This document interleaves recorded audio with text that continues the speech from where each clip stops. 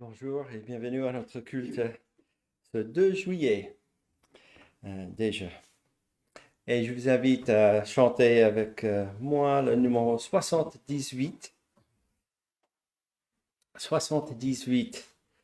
Dans les cieux et sur la terre. Et voilà, déjà, avec cette phrase, nous regardons plus notre nombril, nous regardons euh, plus avec cette perspective, les cieux qui n'en sont, qui bien sûr n'est pas juste de regarder dans le ciel, mais de regarder dans cette vie spirituelle qui se passe continuellement et de regarder ce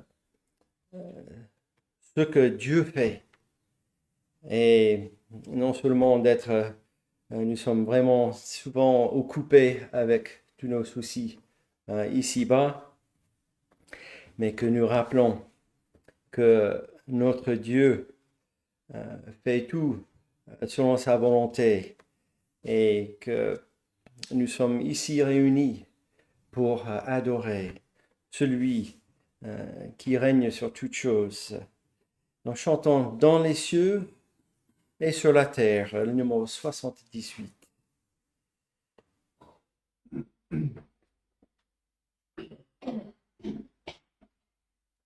Dans les cieux et sur la terre, il n'est aucun nom plus doux, aucun que mon cœur préfère, au nom de Christ mort pour nous. Quel beau nom, porte loin de l'éternel. Quel beau nom, que celui d'Emmanuel. Quelque grand que soit un homme, qu'il soit prêtre ou qu'il soit roi, de quelque nom qu'on le nomme, Jésus est plus grand pour moi. Quel beau nom, porte loin de l'éternel. Quel beau nom, que celui d'Emmanuel. Les séraphins, les archanges, portent des noms glorieux. Mais le plus beau nom des anges pourrait-il me rendre heureux? Quel beau nom, porte loin de l'éternel. Quel beau nom, que celui d'Emmanuel. Dans les mots Jésus soulage, il guérit l'esprit froissé, il ranime le courage du cœur le plus oppressé. Quel beau nom, porte loin de l'éternel. Quel beau nom, que celui d'Emmanuel. Prions. Notre Dieu, notre Père céleste, nous te louons et nous te bénissons pour cette convocation que tu nous as donnée, cette révélation que tu nous as donnée de toi-même et de venir ensemble, que tu nous as mis ici, nous tous ensemble, pour venir t'adorer. Toi qui es ce Dieu qui mène toutes choses à ta volonté, à ta sagesse. Et tu es ce Dieu qui règne sur toutes choses, qui contrôle toutes choses. Ce Créateur est celui qui est juste et saint, celui aussi qui est ce Dieu de grâce qui donne cette possibilité de venir à toi par ton Fils Jésus-Christ. Ce nom que nos cœurs préfèrent, le seul qui peut faire et qui a fait cette œuvre de réconciliation entre toi et nous, ces créatures qui n'ont pas obéi à tes commandements. Cette nature de péché, nous pouvons venir devant toi en Jésus-Christ, parce que ce qu'il a fait a été parfait. Il t'a obéi dans toute la lettre de tes commandements, et il a fait ta volonté. Il est allé donner sa vie pour nous racheter. Et son sang qui a coulé couvre nos péchés devant ta face. Et il est ressuscité. Et il est à la droite, à ta droite, qui règne sur toutes choses. Il a l'autorité sur toutes choses. Et un jour, il reviendra pour terminer toute cette œuvre qu'il a commencée, pour chercher son peuple que tu lui as donné et de rentrer ces nouveaux cieux et cette nouvelle terre, là où la justice habitera. Notre Dieu, nous te louons pour cet évangile, cette merveilleuse nouvelle qui est révélée à nous. Et c'est par ton esprit qui est envoyé, qui vient nous habiter, qui vient faire cette œuvre de conversion, de régénération dans nos cœurs. Oh Seigneur, nous sommes reconnaissants que tu as pitié de nous. Et notre Dieu, c'est notre prière que là, lorsque l'évangile est prêché, que ta parole est ouverte et que ton esprit puisse œuvrer, que aussi les âmes qui te ne connaissent pas encore, que tu aies pitié, que tu donnes ta grâce et que tu les donnes ce salut qui est donné par cette œuvre de Jésus-Christ. Notre Dieu, c'est notre prière pour notre culte et pour partout où il y a la prédication de ta parole. Pour tous ceux qui ne sont pas dans les assemblées, qui nous écoutent par la connexion à distance, que tu sois au milieu d'eux, que tu les encourages, et aussi que tu touches les cœurs à salut, que tu édifies ton peuple, que tu les agrandis en nombre jusqu'au dernier, qu'il y aura un dernier. Et à ce moment-là, tu seras prêt pour ce retour de ton Fils. Notre Dieu, pour ceux qui sont dans la détresse, que tu aussi les paîtres de ta parole, cet espoir qui est sûr et certain que tu reviens et que le salut ne peut pas être ôté par quoi que ce soit. Ce que tu donnes en Jésus-Christ est sûr. Notre Dieu, que tu sois avec ton serviteur qui va porter la parole. Justement, nous allons regarder encore des passages dans l'Évangile selon Matthieu qui parlent de Christ, Emmanuel, Dieu avec nous et notre Dieu. Que tu bénis ton peuple à l'écoute et l'application de ta parole. Toutes ces choses, nous te demandons dans le nom de Jésus-Christ. Amen.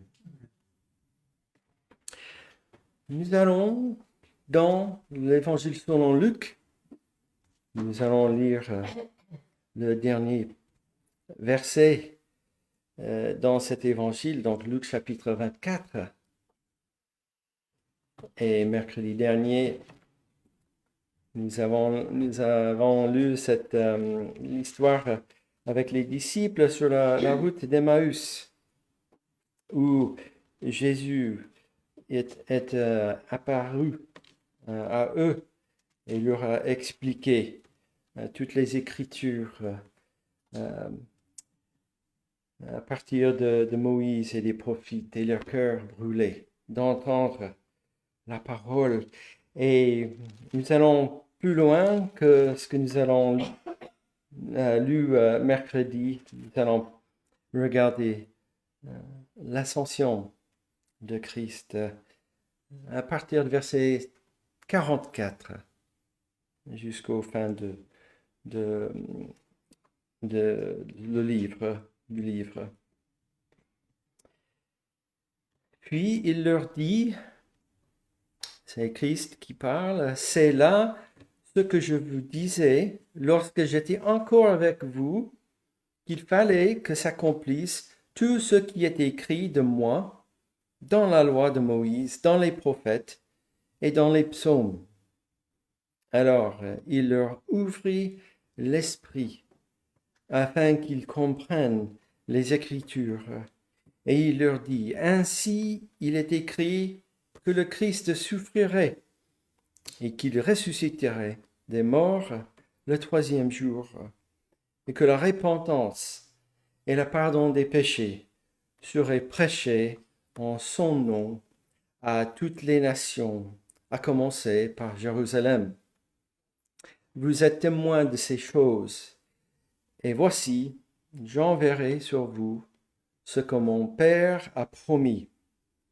Mais vous, restez dans la ville jusqu'à ce que vous soyez revêtus de la puissance d'en haut.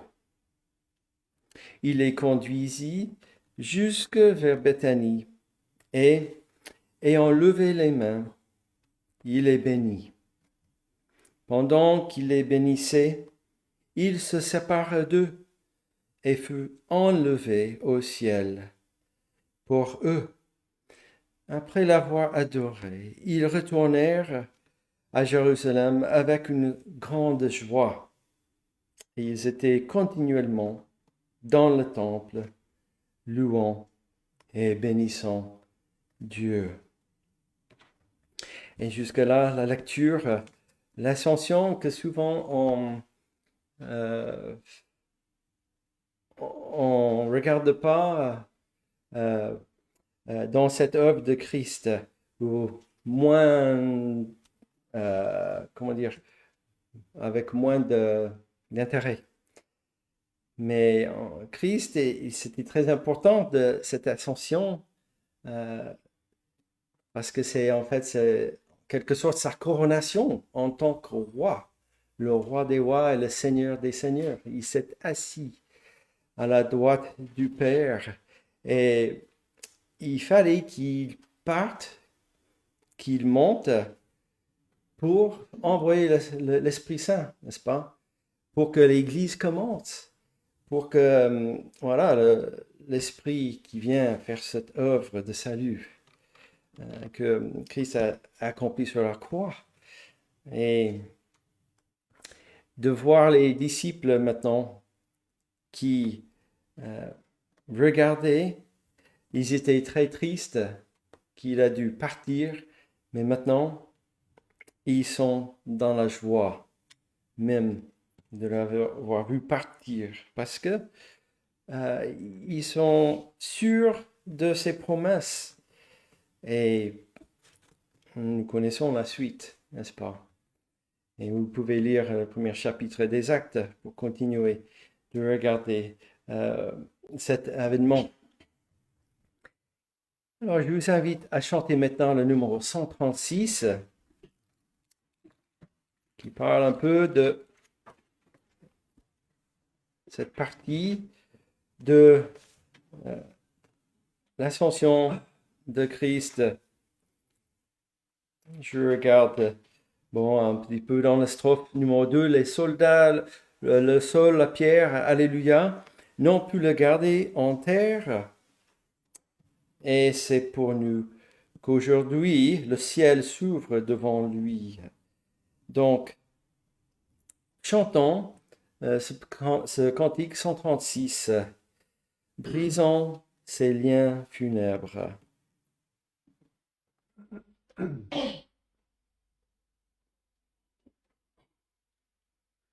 Brisant ces liens funèbres, Alléluia. Christ est sorti des ténèbres, Alléluia. Le ciel, la terre ont chanté, Alléluia. Jésus est ressuscité, Alléluia.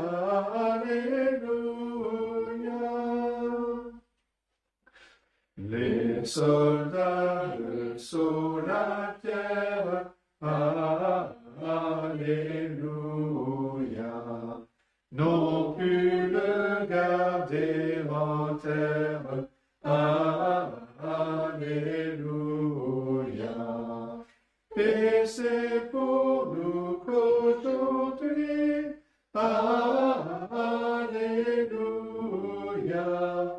le ciel s'ouvre devant lui, Alléluia.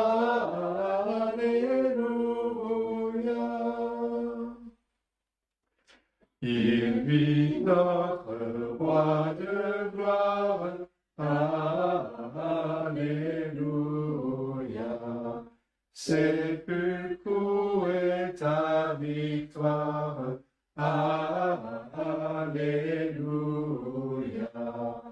Il a détruit sans effort, Alléluia. La puissance de la mort, Alléluia.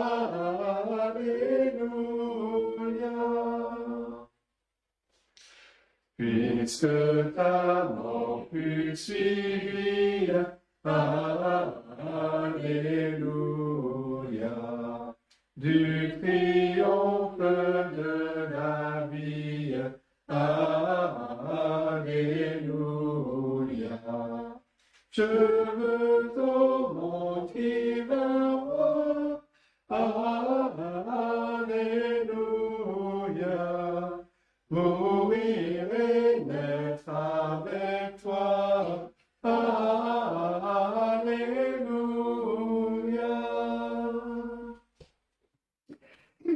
Et tournons encore une fois dans le Nouveau Testament, dans le dernier chapitre de la Bible, Apocalypse, chapitre 22. Et nous allons lire les premiers 7 versets. Nous allons voir cette dernière description de ce paradis qui nous renvoie un peu au jardin d'Éden, d'avoir cette relation intime avec son peuple, Dieu et son peuple dans la nouvelle création. Et Maintenant, il y a quelques images ajoutées.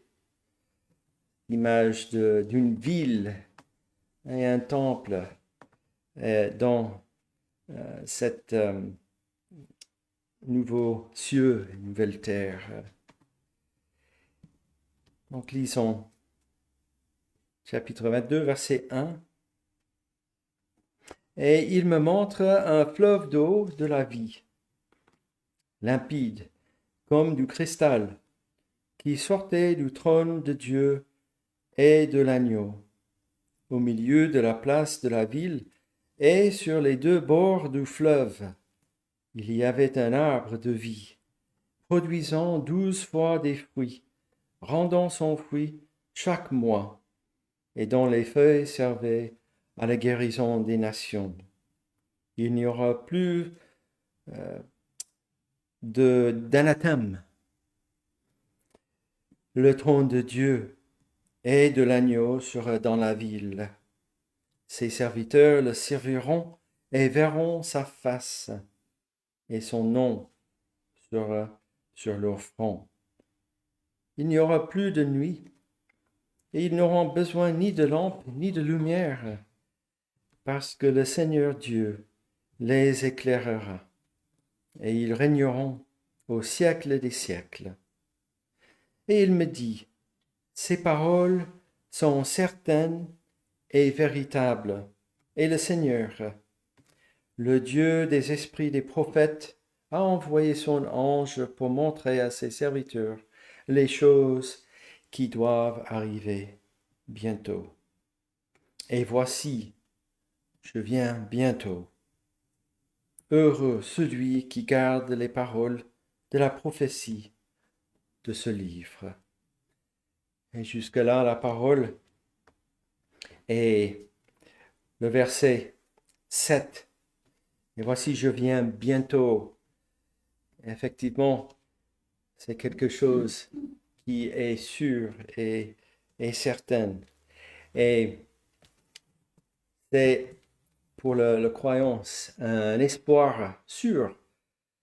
Et je pensais dans le langage où nous utilisons le mot espoir aujourd'hui, c'est pas tout à fait ici la même chose. Parce qu'aujourd'hui, on dit souvent, j'espère que si on jouait au loto peut-être, j'espère que je gagnerai le loto. Ou si on a une équipe de sport préférée, j'espère qu'ils vont gagner le championnat et tout. En sachant qu'il y a très peu de chances, en fait, de ces choses. Mais ici, lorsqu'on dit c'est notre espérance, Christ y revient, ça c'est quelque chose sûr qui va se passer et qui n'est c'est pas dans cette catégorie où il y a une probabilité très faible. Non, c'est sûr et certain. Et ça peut nous encourager dans nos vies d'obéissance, de vivre ici-bas pour lui. Alors, je vous invite à chanter un dernier cantique maintenant avant notre l'application, le numéro 55.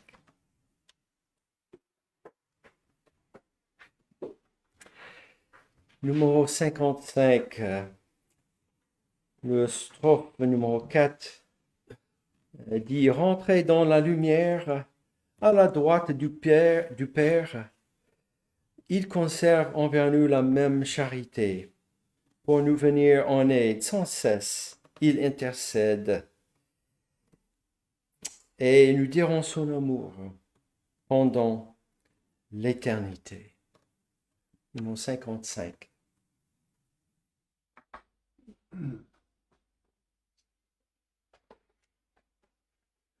Dieu lui-même au mystère, descendant sur la terre, a voulu se vêtir de notre infirmité Chétif et misérable, il est dans une étable, nous dirons son amour pendant l'éternité. Nous dirons son amour pendant l'éternité. Sur une croix infâme, voyez le l'âme de ses propres bourreaux, portant l'iniquité, pour briser notre chaîne, il subit notre peine. Nous dirons son amour pendant l'éternité. Nous dirons son amour pendant l'éternité. Comme on sort d'un rêve, il s'éveille, il se lève, tressaillé cieux et terre, il est ressuscité. Il nous ouvre la voie, il nous donne sa joie. Nous dirons son amour pendant l'éternité. Nous dirons son amour pendant l'éternité. Rentrez dans la lumière, à la droite du Père. Il conserve envers nous la même charité, pour nous venir en aide. Sans cesse il intercède. Nous dirons son amour pendant l'éternité. Nous dirons son amour pendant l'éternité. Il revient sur la nue, attendons sa venue. Bientôt il régnera dans la sainte cité, partageant sa victoire, rayonnant de sa gloire. Nous dirons son amour pendant l'éternité. Nous dirons son amour pendant l'éternité.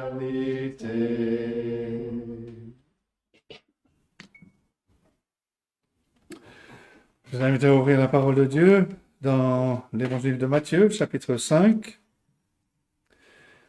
Nous allons lire les versets 17 à 26. Matthieu, chapitre 5.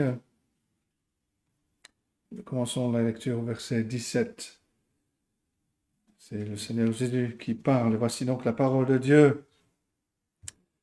Ne croyez pas que je sois venu pour abolir la loi ou les prophètes. Je suis venu non pour abolir, mais pour accomplir. Car je vous le dis en vérité, tant que le ciel et la terre ne passeront point, il ne disparaîtra pas de la loi un seul iota ou un seul trait de lettre, jusqu'à ce que tout soit arrivé. Celui donc qui supprimera l'un de ces plus petits commandements et qui enseignera aux hommes à faire de même sera appelé le plus petit dans le royaume des cieux. Mais celui qui les observera et qui enseignera à les observer, celui-là sera appelé grand dans le royaume des cieux. Car, je vous le dis, Si votre justice ne surpasse celle des scribes et des pharisiens, vous n'entrerez point dans le royaume des cieux. Vous avez entendu qu'il a été dit aux anciens, tu ne tueras point. Celui qui tuera est passible de jugement. Mais moi, je vous dis que quiconque se met en colère contre son frère est passible de jugement.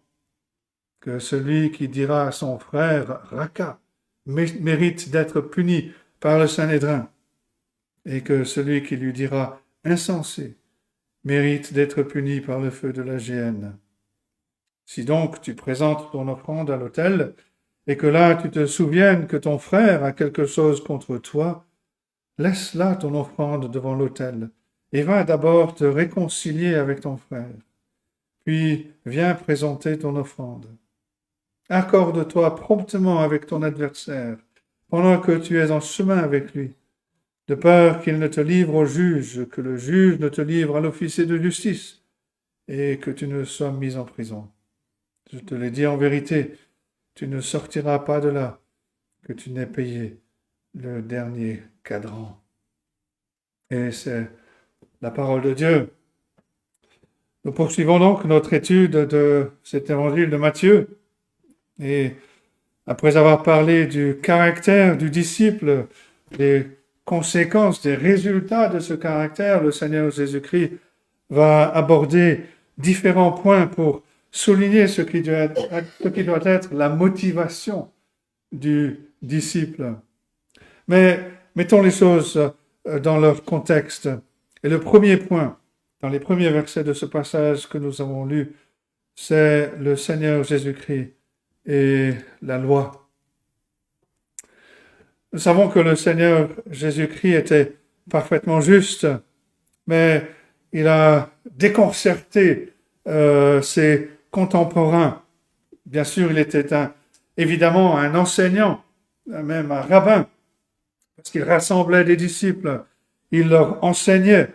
Mais il y avait quelque chose au sujet du Seigneur Jésus qui a poussé les gens qui l'entendaient à croire qu'il mettait de côté la loi.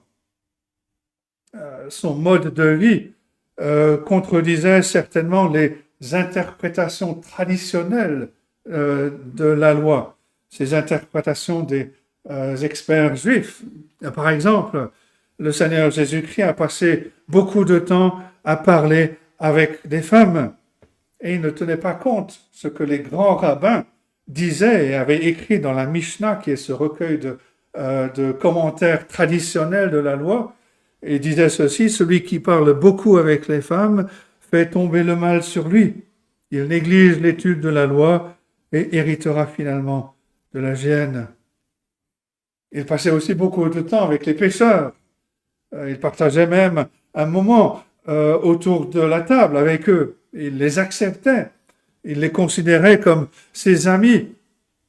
Alors que les grands rabbins, toujours dans la Mishnah, disent: éloigne-toi d'un mauvais voisin, n'épouse pas les méchants. Pour les religieux, les hommes saints n'étaient pas censés dîner avec les pécheurs ou parler trop longtemps avec les femmes. Et le Seigneur Jésus-Christ a fait les deux. Et puis le Seigneur Jésus-Christ semblait aussi abroger certaines parties de la loi. Il a dit que maintenant tous les aliments sont propres, sont bons à manger. Il a guéri le jour du sabbat. Il a limité la liberté des hommes de divorcer de leurs femmes. Il a déclaré certaines personnes pardonnées, sans faire aucune référence au souverain sacrificateur, sans même considérer le temple. Mais à chaque fois, le Seigneur Jésus-Christ a ignoré les interprétations traditionnelles juives de la loi. Et dans notre passage, le Seigneur Jésus cite l'Ancien Testament à 6 reprises, mais il semble à chaque fois la corriger. Il dit: vous avez entendu dire, seulement pour ajouter, mais moi, je vous dis. Il affirme avoir l'autorité ultime. Alors, est-ce que le Seigneur Jésus-Christ s'oppose à la loi? Est-ce qu'il pensait qu'il devait la corriger? En réalité, non. C'est que le Seigneur Jésus-Christ est celui qui est venu garder, accomplir la loi. Et lorsqu'on regarde attentivement notre passage, on voit que le Seigneur Jésus-Christ a violé les interprétations traditionnelles juives de la loi. Il n'a pas violé la loi elle-même. Il déclare au verset 17, « Je ne suis pas venu pour abolir la loi et les prophètes, mais pour l'accomplir. » Le Seigneur Jésus-Christ a parfaitement compris la loi. Et parce qu'il l'a parfaitement comprise, il l'a expliquée, il a obéi parfaitement à cette loi. Et le Seigneur Jésus-Christ déclare qu'il est plus facile pour le ciel et la terre de passer que pour la plus petite lettre, un iota, de disparaître de la loi. La plus petite lettre, ce qu'on appelle un iota, c'est une lettre qui a la taille d'une virgule, très petite, qui peut parfois être omise sans que l'on perde le sens de la phrase, comme parfois le E qu'on ne prononce pas sous les formes féminines, par exemple. Ça ne change pas le sens de la phrase. Il dit que pas un seul trait de lettre disparaîtra. Il se réfère à un petit changement qui différencie deux lettres similaires, comme nos lettres minuscules C et E, ne diffèrent qu'avec que par un seul trait horizontal. La parole de Dieu exprime les attributs mêmes de Dieu. Elle partage beaucoup de ses traits. Sa parole ne peut échouer, pas plus que Dieu ne peut échouer. De plus, aucune personne qui viole ou néglige même les plus petits commandements de la loi ne peut être grande dans le royaume des cieux. C'est ce qu'il dit au verset 19. L'engagement du Seigneur Jésus-Christ envers la loi et ses normes justes est un engagement qui est complet, qui est parfait. Et c'est pour ça qu'il dit à ses disciples, au verset 20, « Si votre justice ne dépasse pas celle des scribes et des pharisiens, vous n'entrerez point dans le royaume des cieux. » Et c'est le deuxième point, dépasser la justice des scribes et des pharisiens. Cette idée que notre justice doit dépasser celle des scribes et des pharisiens exige une certaine clarification. On a tendance à penser qu'il est simple de dépasser les scribes et les pharisiens parce qu'ils étaient des hypocrites. Mais l'audience initiale du Seigneur Jésus-Christ considérait les scribes comme les interprètes les plus fidèles, les plus précis des Écritures. Il considérait les pharisiens comme ceux qui pratiquaient, ceux qui étaient pieux, qui cherchaient une piété, qui voulaient mettre en application l'Écriture. Aujourd'hui, le Seigneur Jésus-Christ pourrait dire, à moins que votre justice ne soit plus grande que celle des experts, des professeurs de séminaires. Mais au fur et à mesure que le sermon sur la montagne progresse, on se rend compte que le Seigneur Jésus-Christ ne s'attendait pas à ce que ses disciples surpassent les scribes et les pharisiens à leur propre jeu. Il a plutôt redéfini la justice. Les scribes et les pharisiens ont cherché à codifier la justice en prescrivant un comportement approprié dans les moindres détails pour chaque situation prévisible. Par exemple, ils ont codifié, ils ont spécifié ce que le repos sabbatique devait être en fixant des limites précises.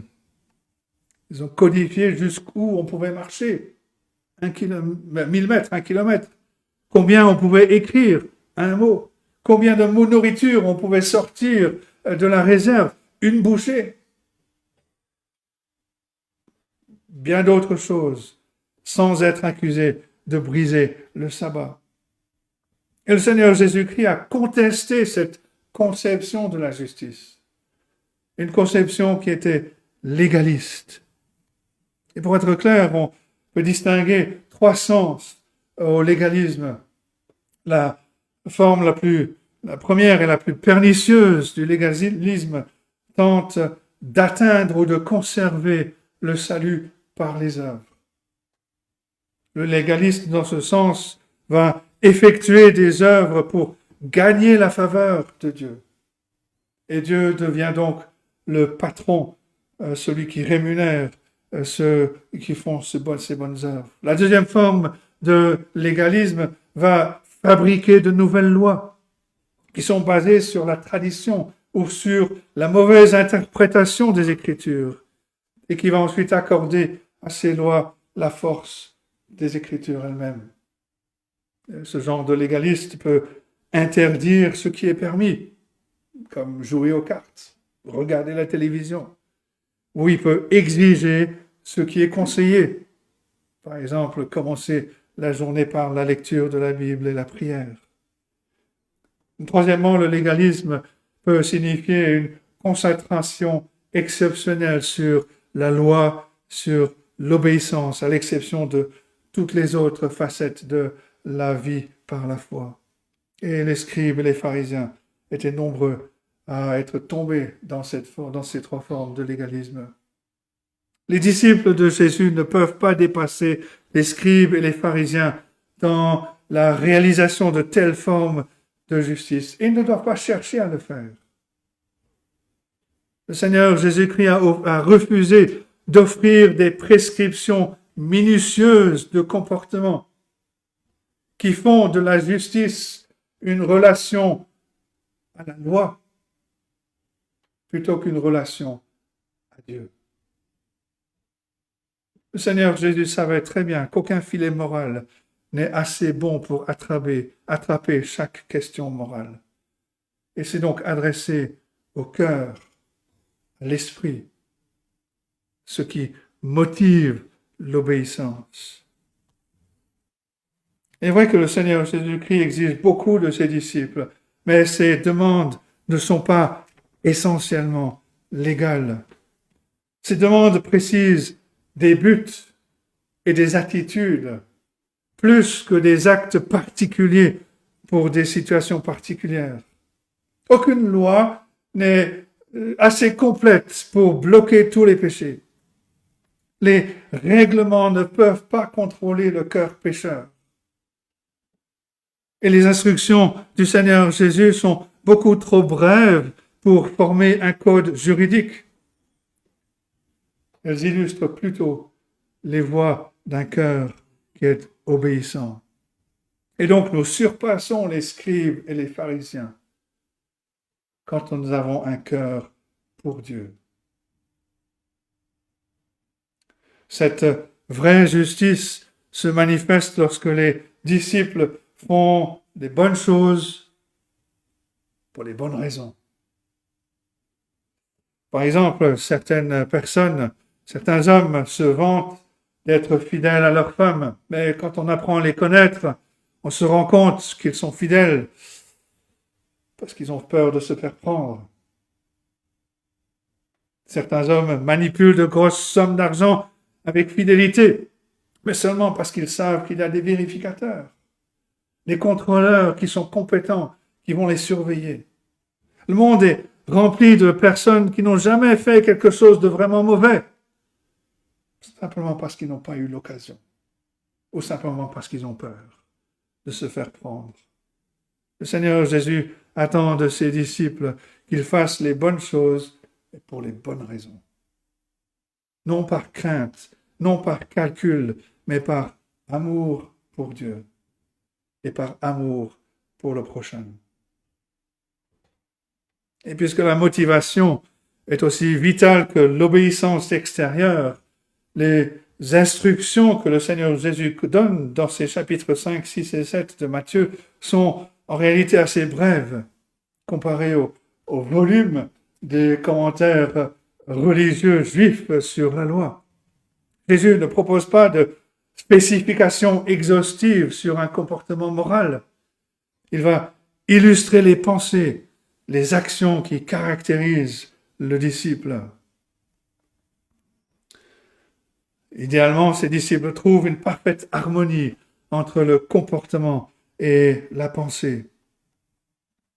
Trop de gens accomplissent de bonnes actions par la peur, par le calcul égoïste. Le Seigneur Jésus veut que ses disciples obéissent du fond du cœur. Et le Seigneur le Jésus-Christ va maintenant donner quelques exemples. Et c'est le troisième point. Le meurtre, la colère et le mépris. Et le Seigneur Jésus-Christ commence par réaffirmer la loi contre le meurtre. Verset 21, vous avez entendu qu'il a été dit aux anciens, tu ne tueras point. Celui qui tuera est passible de jugement. Et la loi interdit le meurtre depuis longtemps. Les meurtriers sont passibles du jugement, non seulement devant les tribunaux des hommes, mais aussi devant le tribunal de Dieu. Et le monde en général aime bien cette interdiction de commettre le meurtre. Très peu de gens commettent le meurtre. La loi contre le meurtre offre une certaine protection. Mais le Seigneur Jésus-Christ va sonder les profondeurs du cœur, va sonder les profondeurs de notre affinité pour cette loi. Il va explorer les dispositions pré-meurtrières qui se trouvent derrière l'acte. Les gens qui commettent des meurtres ne tuent pas par hasard. Qu'ils aient une rage vive ou une haine froide, qu'ils haïssent une personne, une race ou même toute l'humanité. Les meurtriers sont en colère. Et si la haine mène au meurtre, alors la haine aussi est coupable, même si elle ne mène jamais à l'acte. C'est pour ça que le Seigneur Jésus-Christ dit au verset 22, « Moi je vous dis que quiconque se met en colère contre son frère est passible de jugement. » Alors quelqu'un va se demander, mais est-ce que la colère est toujours mauvaise? N'y a-t-il pas de place pour une indignation morale qui soit juste? Si, bien sûr, il y a une place. Jésus lui-même a montré ce qu'était la colère juste. Il a jeté hors du temple ceux qui profitaient en changeant l'argent. Leur commerce rendait impossible aux païens de venir prier dans la cour du temple. Leur taux de change ont fait un repère de voleurs. Il s'est mis en colère contre les hypocrites. Il est même devenu exaspéré avec ses disciples. Mais remarquez la nature de la colère du Seigneur Jésus-Christ. Il est lent à la colère. Il est lent à la colère. Sa colère se mêlait au chagrin pour les péchés, tel que l'hypocrisie, l'incompréhension volontaire, l'incrédulité. Contrairement à nous, le Seigneur Jésus-Christ ne s'est pas mis en colère contre les mauvais traitements personnels. Il a été arrêté. Il a été raillé, battu, crucifié. Il est resté aussi calme qu'un agneau qu'on mène à l'abattoir. Il n'a pas réprimandé ses bourreaux ou offert une légitime défense. Non, il s'est tu. Sauf pour dire, Père, pardonne-leur, car ils ne savent ce qu'ils font. L'apôtre Pierre écrit, lui qui injuriait ne rendait point d'injure, maltraité ne faisait point de menace, mais s'en remettait à celui qui juge justement. 1 Pierre 2, verset 23. Le Seigneur Jésus-Christ s'est mis en colère pour le bien des autres. Il a une colère qui est aimante, qui ne souhaite aucun mal, qui veut le bien. Notre colère est très souvent le contraire. Nous brûlons de colère contre des offenses mesquines à notre honneur. Nous crions sur les arbitres qui sifflent contre notre équipe préférée. Nous sommes offensés par des actes d'irrespect qui finalement sont des actes mineurs. Nous nous enrageons contre ceux qui nous font une queue de poisson dans la circulation ou qui passent quand le feu est rouge. Je suis coupable de ça. Nous sommes prompts à la colère contre les offenses personnelles, mais nous sommes très lents quant au sujet des péchés qui offensent Dieu et l'humanité. Quand quelqu'un offense Dieu, peut-être en prenant son nom en vain, on se dit, finalement, qu'est-ce qu'on peut attendre des pécheurs? Alors qu'on devrait être en colère. Bien entendu, il est bon de rester calme, mais il y a une place pour la colère juste pour le chagrin au sujet du péché.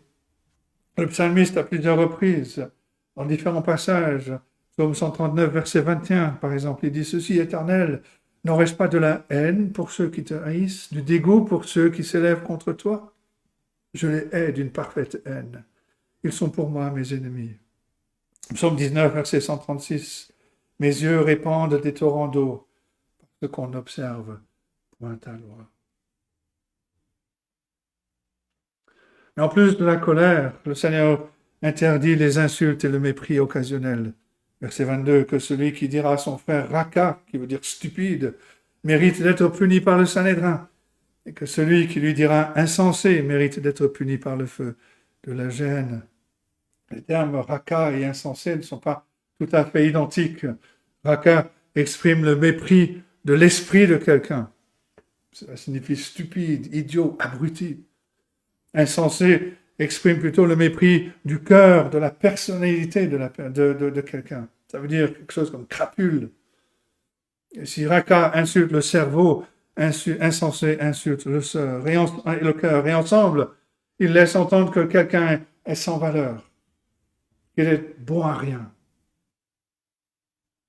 Et donc, au niveau littéral, nous devrions éviter ces paroles méprisantes, mais nous devrions aussi éviter tout soupçon de condescendance. On ne doit jamais traiter personne, jeune ou vieux, faible d'esprit ou faible de corps, comme s'il n'avait aucune valeur. Et le Seigneur Jésus dit que quiconque viole ce principe est passible de jugement devant le Sanhédrin. Le Sanhédrin, rappelez-vous, c'est la plus haute cour d'Israël. Qui plus est, le mépris nous expose aussi à la cour même de Dieu. Le grec dit littéralement la géhenne du feu.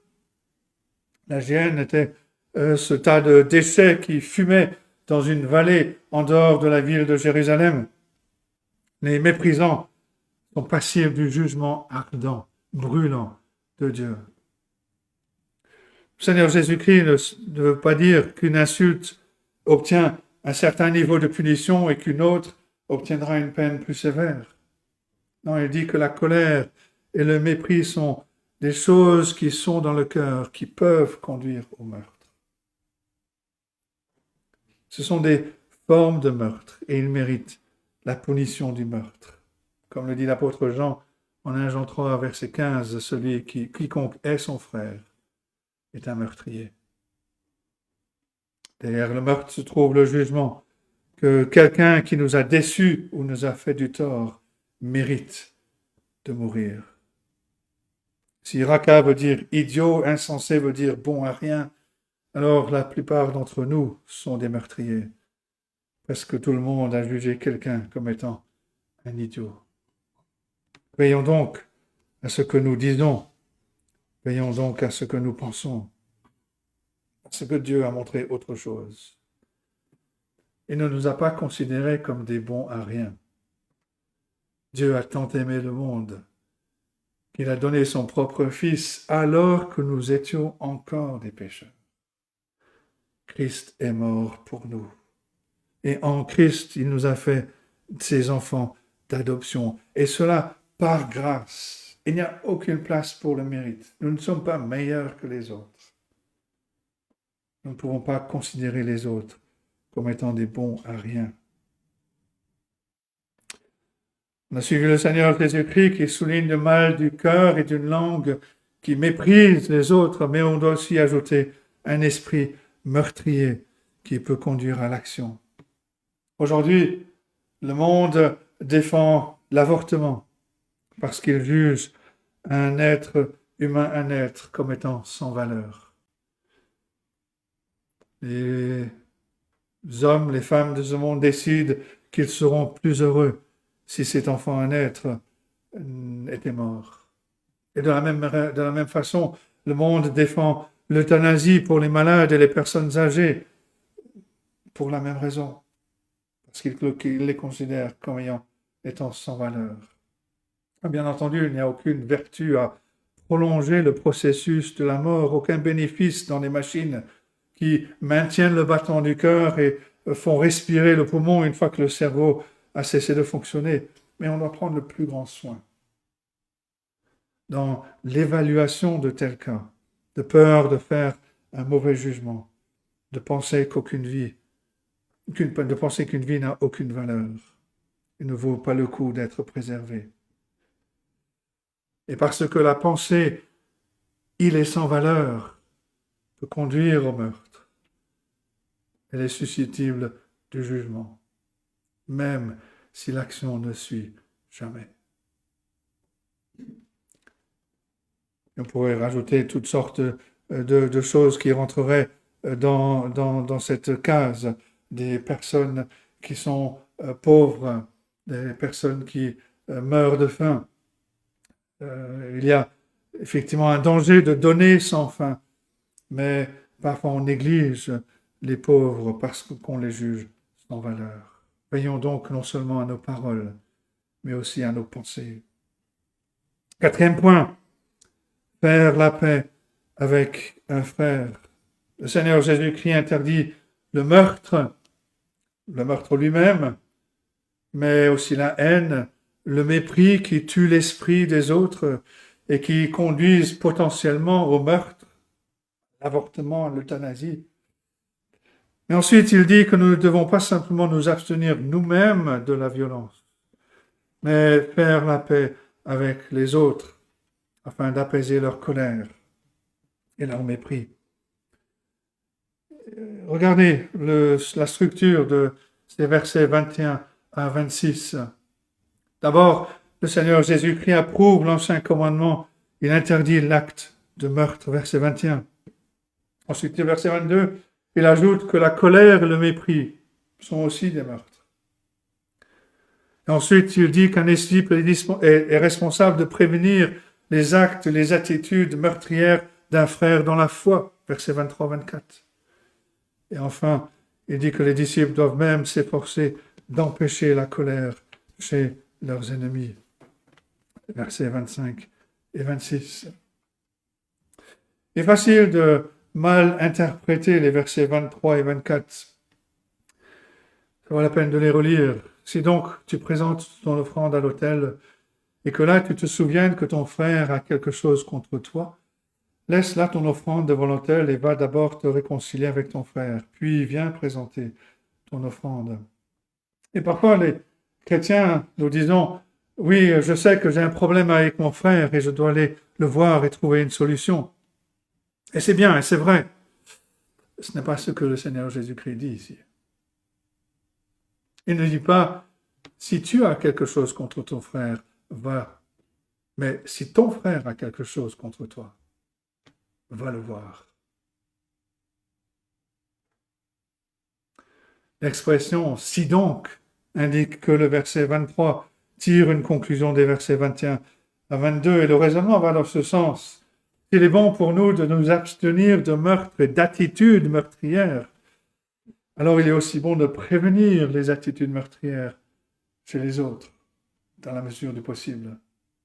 C'est-à-dire que nous devrions aimer nos frères et sœurs suffisamment assez pour agir, pour supprimer leurs dispositions meurtrières. Le Seigneur Jésus dit que ce devoir est si important qu'un adorateur doit interrompre le devoir sacré de présenter une offrande à Dieu sur l'autel pour faire la paix.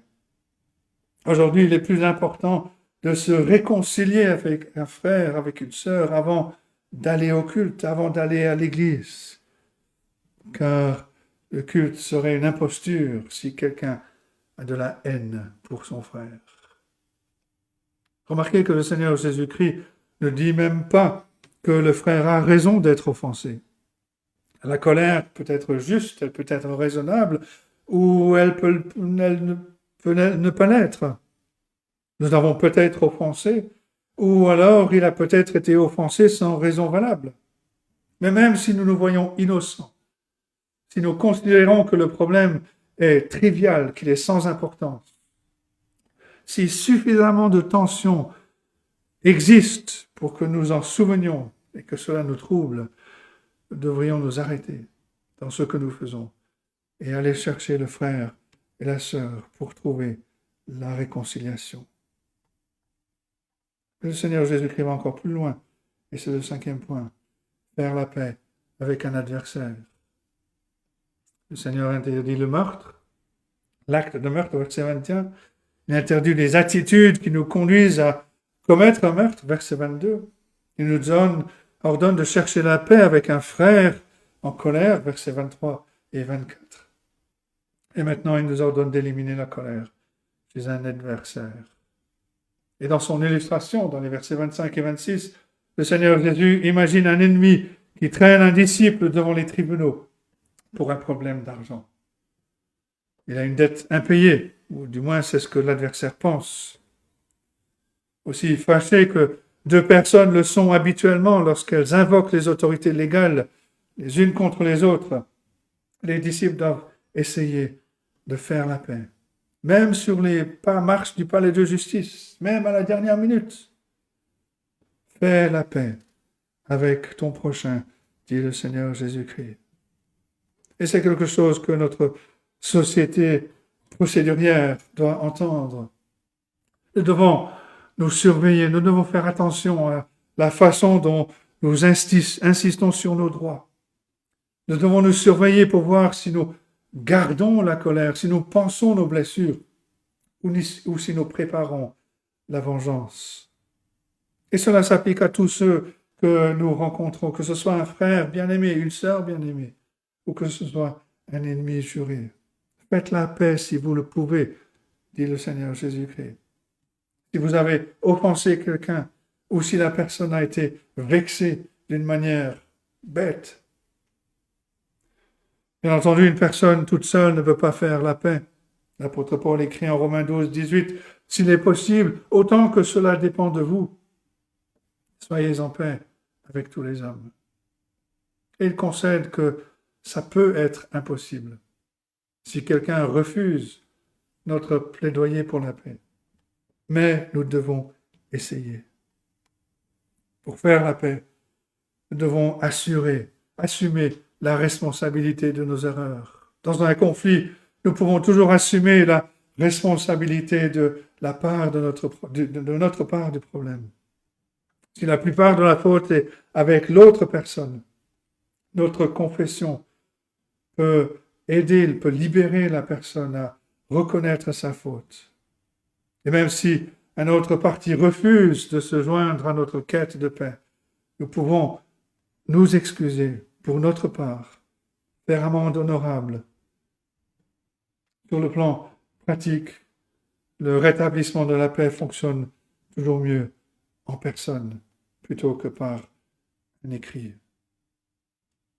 En personne, la personne en face de nous peut voir notre voix, notre visage, entendre notre voix, qui peut transmettre l'espoir, l'amour, la sincérité.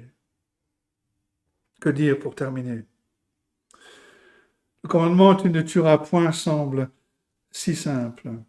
Il est familier, il nous protège et extérieurement, du moins, il est facile à observer. Mais le Seigneur Jésus-Christ est venu pour accomplir la loi, pour révéler la signification complète de la loi. Et celle-ci inclut que nous devons abandonner la rage et le mépris. Nous devons rechercher la paix, être pacifiques, faire la paix avec nos frères, nos sœurs, avec nos ennemis, avec tous ceux que nous offensons et avec ceux qui sont offensés à tort. La volonté du Seigneur Jésus-Christ est très claire. Et sa clarté devient un problème. Parce que nous ne pouvons pas suivre sa volonté. Nous nous mettons toujours en colère. Nous hésitons à guérir les relations brisées. La parole du Seigneur dépasse nos capacités. Mais il y a une bonne nouvelle. Ce même Jésus qui donne ses commandements bénit aussi ceux qui sont pauvres en esprit. Il déclare heureux, bénis ceux qui savent qu'ils ne peuvent pas obéir, ceux qui reconnaissent leur pauvreté spirituelle. Ce même Jésus qui donne ses commandements est celui qui a donné sa vie en rançon pour les disciples qui ne peuvent pas obéir à ses commandements. Mais mieux encore, le Seigneur Jésus-Christ nous donne sa grâce. Il nous donne ce pouvoir. Il envoie son Esprit Saint en nous qui nous donne la capacité de commencer à lui obéir. Notre obéissance sera toujours imparfaite, oui, mais nous pouvons avancer, nous pouvons faire des progrès. Nos progrès sont très lents, mais le Seigneur Jésus-Christ travaille dans nos cœurs. Dieu a commencé en nous une œuvre qu'il rendra parfaite pour le jour de Christ. Et par sa grâce, il nous transforme pour que nous ressemblions toujours plus à l'image de son Fils, avec un cœur qui soit pour Dieu et pour lui seul. Que Dieu nous aide à méditer ces choses et qu'il bénisse sa parole à nos cœurs. Amen.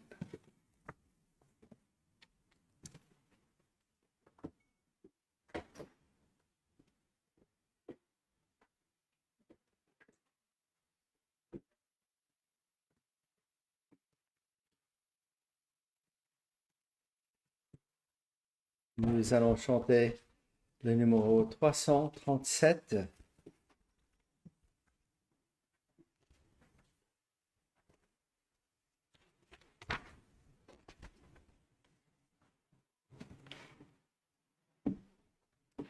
Marchons avec joie dans le bon chemin, dans l'étroite voie du bonheur sans fin. Laissons en arrière les biens d'ici-bas. Prions notre Père de guider nos pas. Numéro 337.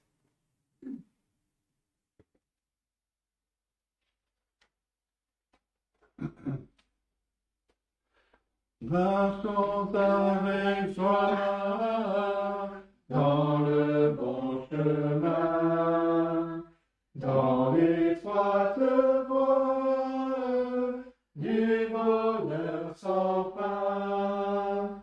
Laissons en arrière les biens d'ici-bas. Prions notre Père de guider nos pas. Comptons sur sa grâce, remplis de sa paix, que rien n'embarrasse nos pas désormais. Si rude est la route, glissant le sentier, le Seigneur écoute, qu'il sait prier. Il est la lumière, le libérateur, du cœur qu'il espère, quand son Dieu sauveur. Sa toute puissance défend le croyant. Son amour immense sauve son enfant. Et quand sonne l'heure de quitter ces lieux, il a pour demeure le palais des cieux, vêtement de gloire, d'immortalité, palme de victoire pour l'éternité. Voilà ce que donne le Seigneur Jésus. Voilà la couronne de tous les élus. Et nous allons terminer avec quelques versets à la fin de cette première lettre aux Corinthiens, où l'apôtre Paul disait, « Les églises d'Asie vous saluent, Aquilas et Priscille, avec l'église qui est dans leur maison, vous saluent beaucoup dans le Seigneur.